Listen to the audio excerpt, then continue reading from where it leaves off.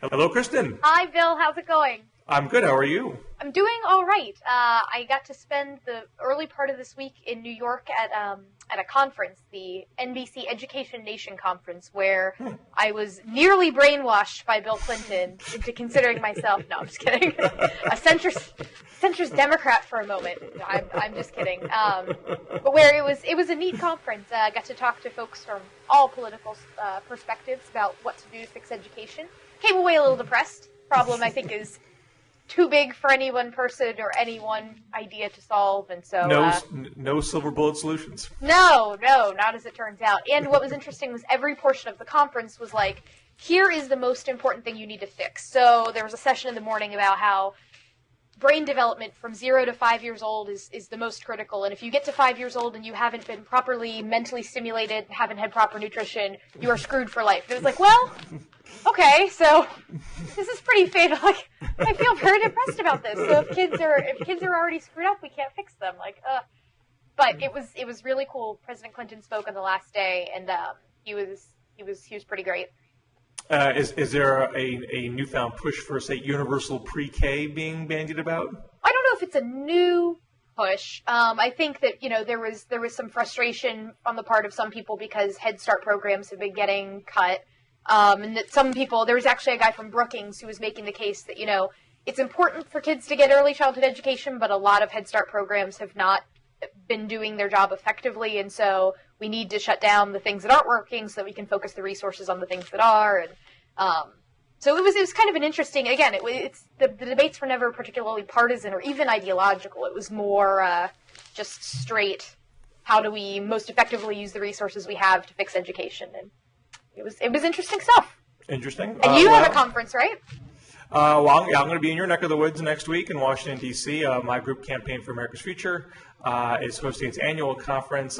New name this year, the Take Back the American Dream Conference, in partnership with Van Jones's Rebuild the Dream, MoveOn.org, and several other groups. And there's this whole notion of there being a very bottom-up American dream movement that started in Wisconsin with the opposition to Scott Walker's anti-union bill that is now being brought in to talk about the whole issue of jobs and jobs not cuts, fighting against social security, Medicare, investing more in jobs, and restoring this whole notion of there being a middle-class American dream again. Robert Reich, Van Jones, Richard Trumka, Senator Bernie Sanders, a host of folks are going to be there. On Monday, Tuesday, Wednesday in D.C., I imagine the press is going to come to try to gauge the temperature of the left. How is the left copacetic with Obama these days, and all that kind of politicking. But the conference itself is going to be more about strategizing how to broaden the debate and get some of the more big, bold public investment ideas on the table again. Excellent. Well, you guys are just going to miss. It's kind of a neat thing about, talking about investment. I saw this on the mall last weekend. The Department of Energy has their big, solar energy conference. Mm-hmm. So I won't make any Solyndra jokes or anything like that. But it did look very cool. It looked like they built a little, Epcot on part of the mall right by the Jefferson Memorial. So if you're talking about public investment and things like that, it's a shame that that's going to I think it ends on Saturday or Sunday. Mm-hmm. I will sadly miss that. But anyone who does want to come to the conference, ourfuture.org/takeback, you can register on site, and maybe I will see you there. But with that aside, I guess the biggest political news of the week, or non-news on some people's perspectives, is Christie's address to the Ronald Reagan Library. And everyone asking, is it a precursor to him making a late jump into the race? And if it's not that, then what the heck is it?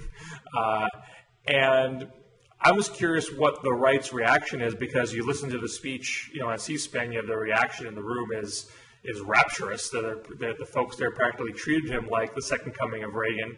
But there have to be some complaints amongst conservatives that he has not been a doctrinaire conservative on a lot of issues. And is there any pushing back on what Christie means, or are folks just saying this guy's not even running anyway, so what's the point of even hashing it out? I haven't seen a lot of pushback against him, although if he got into the race, I can imagine that from like social conservative corners, you would hear some pushback. Although, I mean, it's not as though one of the problems with a candidate like, say, let's look at Mitt Romney in his 2008 run. He got pushback from social conservatives because that was who he in part was trying to appeal to, and he had to kind of make the case, like, I am one of you, I am sympathetic to your cause. I don't see Chris Christie getting into the race and really trying to make the case to, like, Tony Perkins and company that he is their candidate. I mean, not that he would try to alienate them, I just think that's not, like, his bag of issues, and so, I haven't seen a lot of frustration with him, although there was a post, Bob Costa at National Review Online, he did a post where he interviewed Chris Christie's dad to ask him, tell me about your son and how proud of him you are, and what do you think he's going to run for president? And at the end of the post, Bob writes, this morning, as usual, he, being Chris Christie's dad, clicked on MSNBC's Morning Joe, which he watches religiously, to hear the buzz about his son in the presidential field.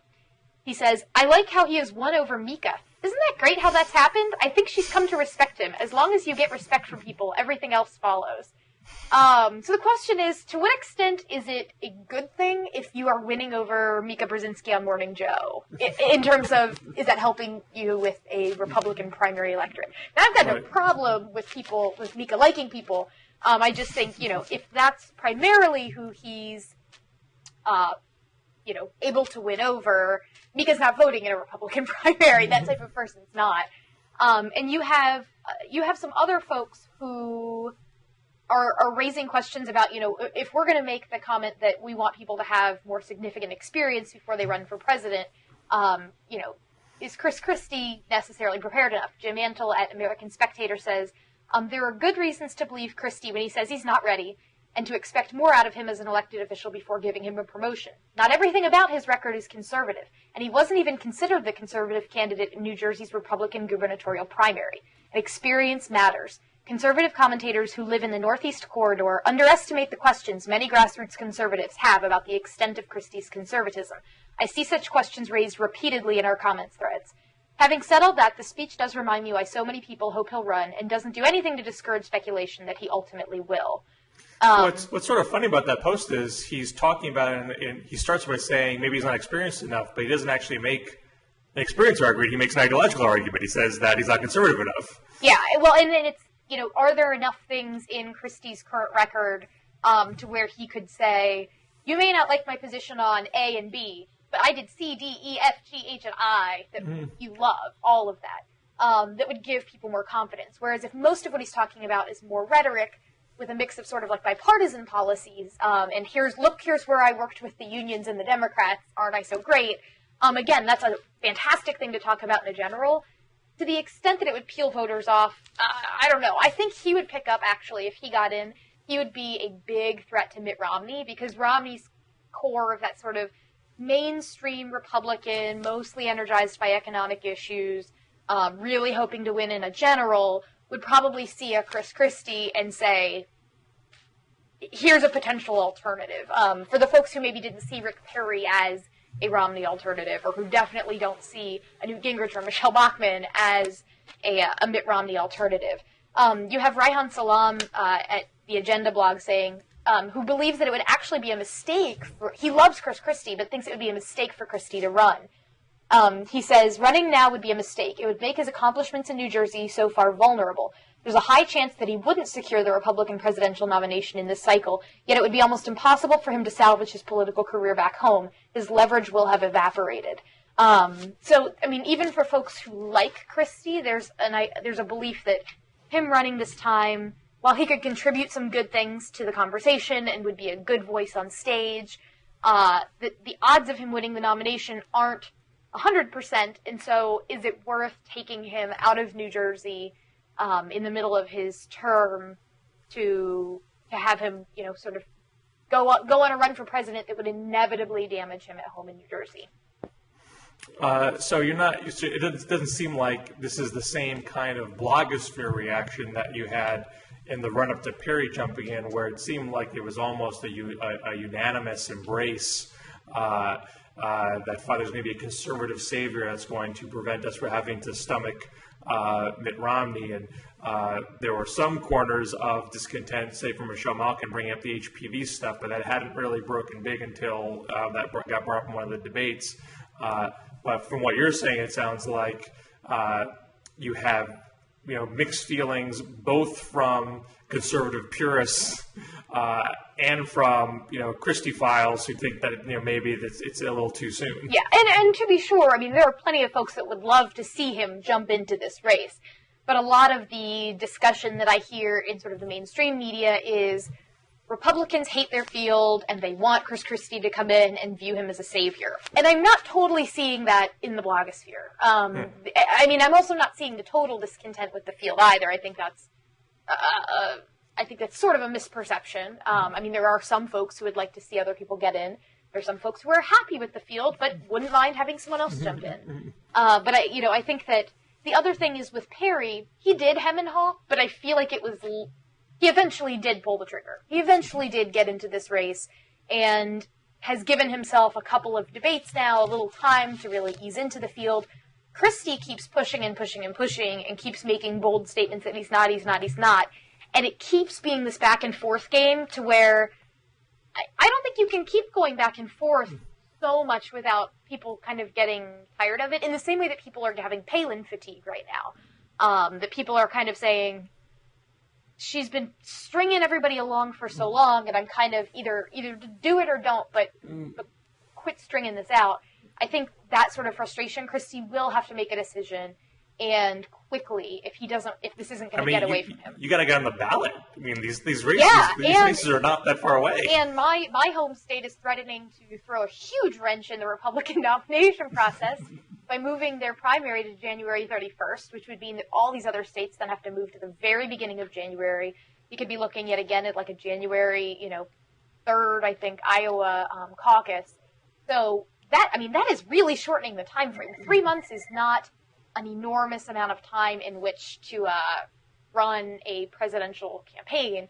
And, he's got name ID amongst political elites, but in the same way that Perry needed and still needs another couple of months to really establish himself and set himself up, Christie would have even less of a timeline, and he's had less of a record in office. So, and that means also less time to raise money. I mean, if he's going to do it, he can't keep waiting. He has got to jump in and quickly.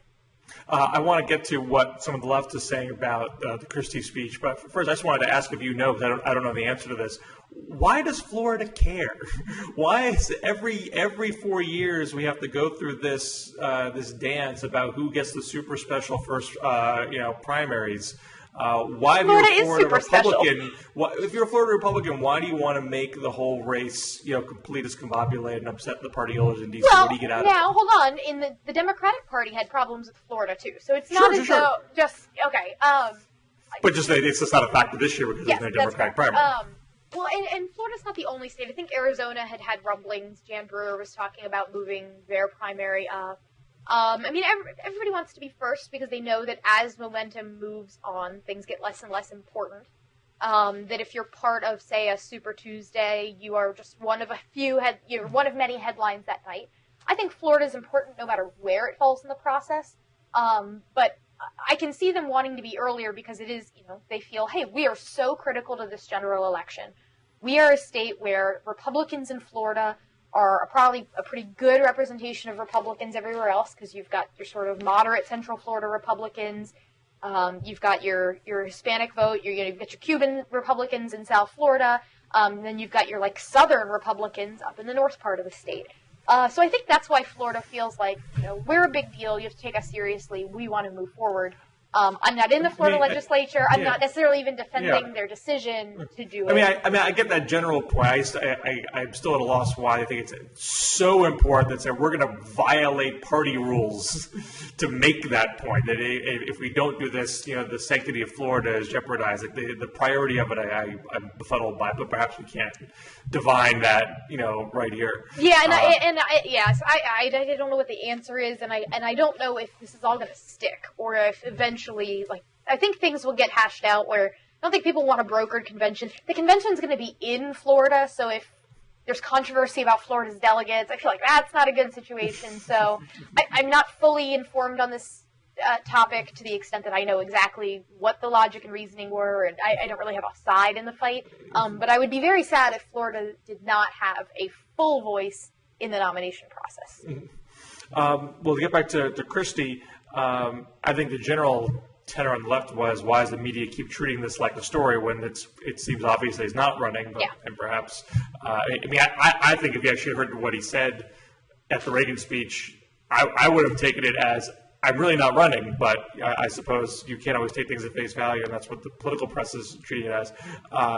But some folks did dig into the speech itself and thought there were some very strange, intellectually inconsistent parts to it that didn't get a lot of attention because the press is so focused on the is he or isn't he aspect of it. Jonathan Chait, who has jumped from the New Republic and is now blogging for New York Magazine, said there's some fundamental contradictions in the speech when he is complaining that Obama is not being a leader and embracing a deficit reduction plan like Simpson-Bowles when as Chait points out, he offered something basically along those lines to Republicans in the debt limit debate, and they rejected it. And Christie, must know that.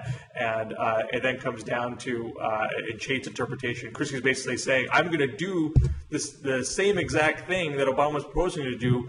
I'm just going to be meaner about it and be angrier about it, be more public about it, and that's somehow magically going to make a difference. That leadership style is going to make a difference. And what's sort of not being openly or explicitly discussed by that is that Christie is basically saying he would embrace a plan that involved a lot more raising of taxes. Because, he flat out supported Simpson-Bowles in the speech, and Simpson-Bowles actually raises more taxes than what Obama has been proposing. Maybe someone on the right are taking note of that, but it does not seem that aspect of what Christie's proposing has been well understood.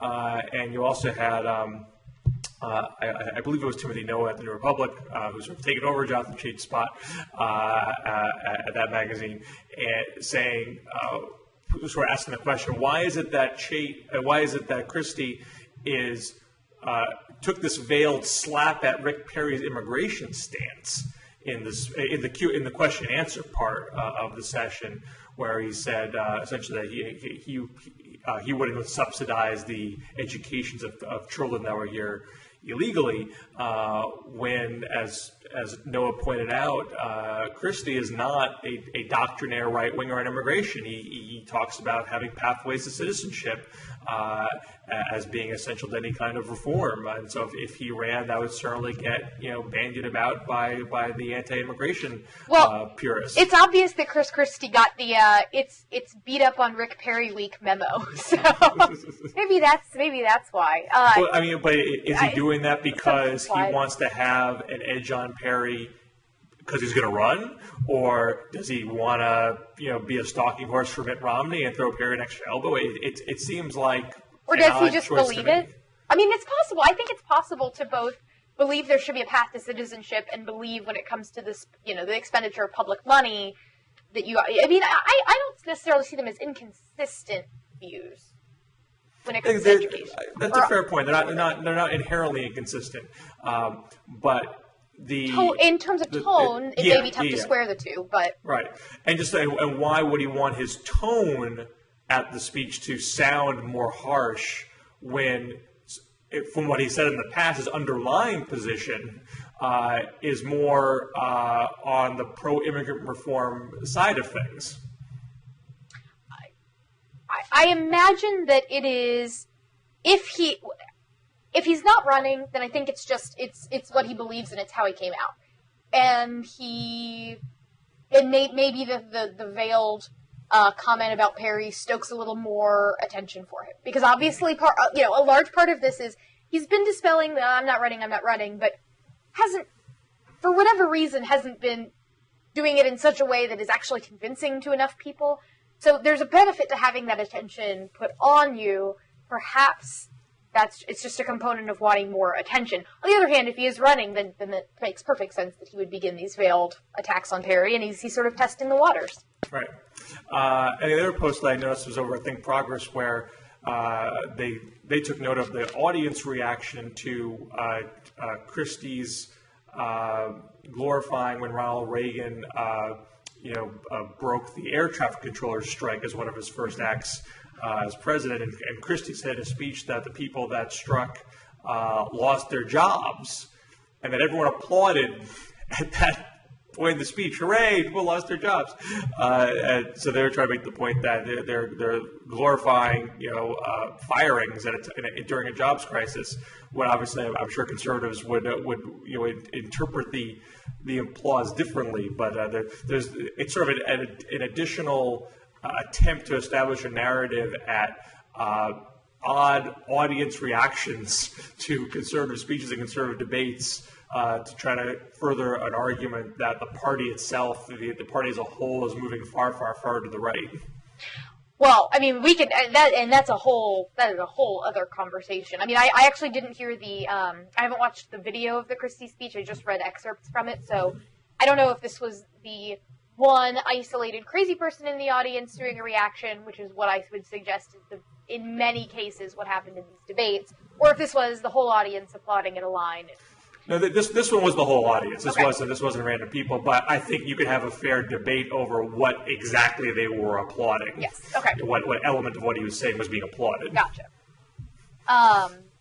Yeah, I feel like these, sort of looking at the entire field, the idea that conservatives are having to pander to an audience that is amazingly out of touch is an argument that I've been hearing from my friends on the left a lot more recently, given some incidents that even my conservative friends are pretty horrified by. For instance, in the debate last week, the boos for the homosexual soldier who asked the question about "Don't ask, don't tell."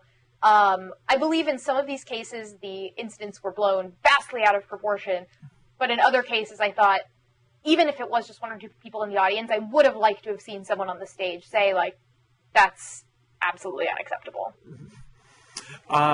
Well, aside from Christie making his play to be flavor of the week in the Republican race, Herman Cain arguably is the actual flavor of the week in the Republican race, after winning a Florida straw poll that was sort of barely contested, except for Rick Perry. But the fact that Rick Perry couldn't win a not terribly well contested straw poll was an embarrassment for him, and it gave Cain certainly another fresh round of media attention that he had been struggling to get since some of his earlier debate performances.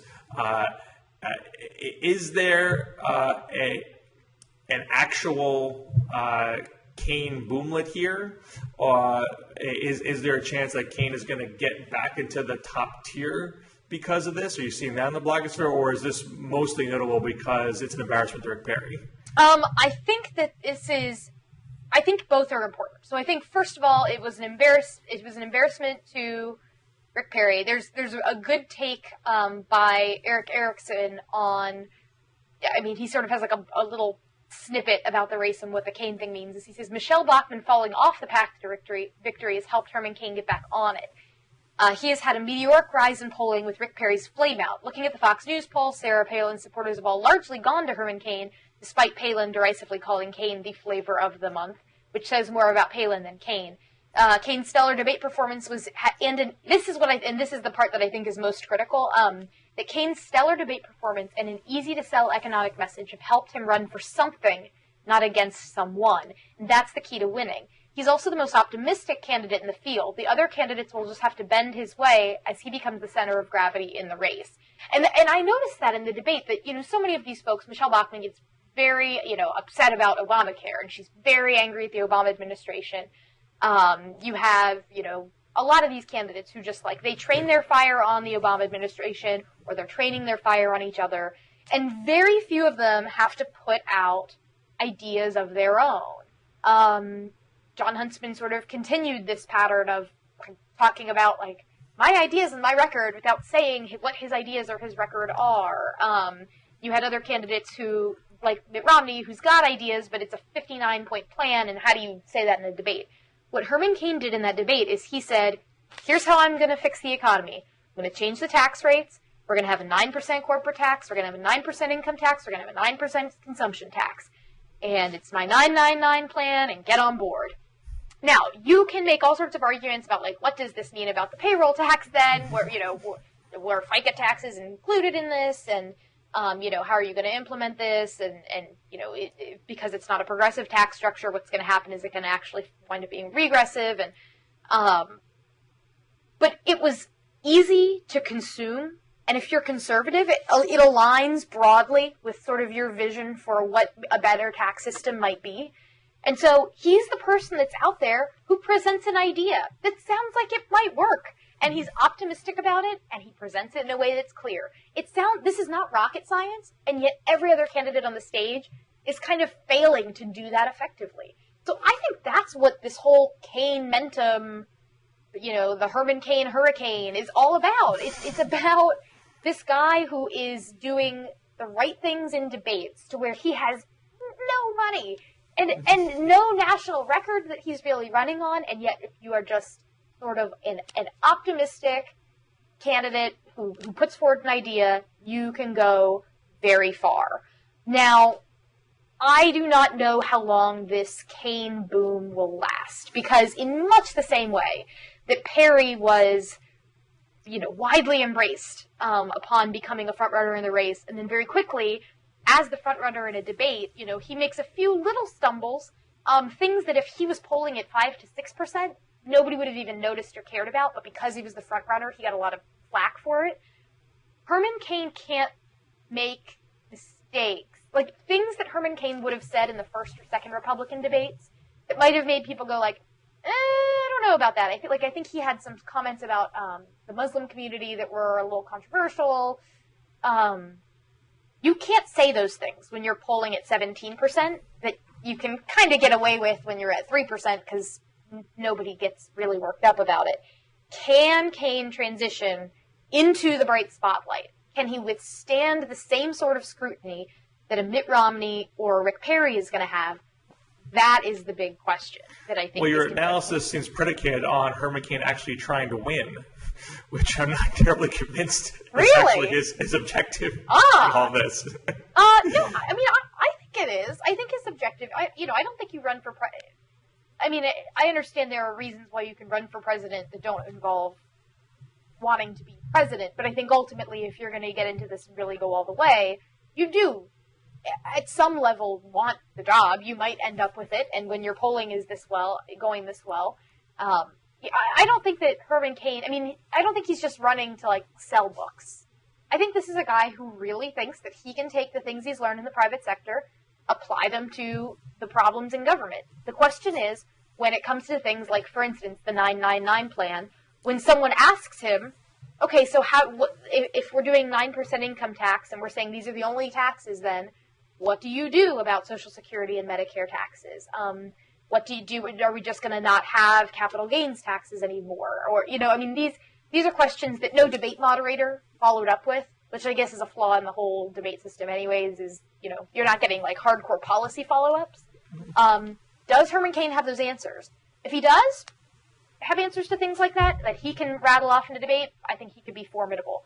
Well, it's going to get deeper, and he's going to have more policies than just 999. Can he survive when that happens? Well, and to the extent that, if you're correct, he actually is trying to win this thing, he needs a second act, and this has been true of everyone who has gotten coveted flavor of the month status. Michelle Bachmann jumped in the first tier because she uttered 3 sentences in the first debate and didn't draw on herself. And everyone was stunned that she seemed so articulate. And when they found out that she didn't have much more to do after that point, she faded away again. When Rick Perry came on really big, and everyone thought he was going to be, the big Texan ass kicker, and was going to, wipe the field, and he couldn't handle, a basic jab in a debate. Then that started to fade. And Herman Cain went through this boomlet before because he had a similar debate performance where he had a couple nice talking points and he delivered a very simple idea in the 30-second allotted time, and he cracked a joke here and there, and that was kind of fun. But he hasn't yet shown he can do anything else in a campaign besides that in a debate setting. Until he does something else, and to the extent that what you're saying is that, and I'm not trying to be dismissive of just conservatives here. I think this is true of folks across the ideological spectrum. Someone that can just utter a few nice talking points and quickly whip up a bunch of Insta support, to the extent that that's true of human nature. In a presidential setting, the level of scrutiny is so much deeper. You eventually have to get tough questions. You eventually do get deeper policy questions. So even someone like Rick Perry, who might be very in sync with the Republican id a lot of the time, when he hits a few stumbles, even those who are diehard conservative, from people I talk to, are saying, geez, if he can't handle this stuff, if he has this much baggage, I might have to go with Mitt. Even though Perry's clearly more conservative than Mitt. And these are very hardcore conservatives saying that, but at the end point, most Republicans, even most conservatives, even most Tea Partiers want to win. And if you don't have that second act, if you can't show some actual depth, that's not going to happen. I think you underestimate Herman Cain and his performance thus far. I definitely underestimate Herman Cain. I have zero estimation for Herman Cain. And I don't think, you mentioned, he's had a boomlet before. I think this boomlet is different because his boomlet before was that he went from an absolute nobody to being on stage, performing reasonably well, and getting himself in the same mix as Ron Paul and Newt Gingrich, which is... So, yay, he got himself, into a second tier of candidates despite not having held public office before, which is an interesting and good feat for him.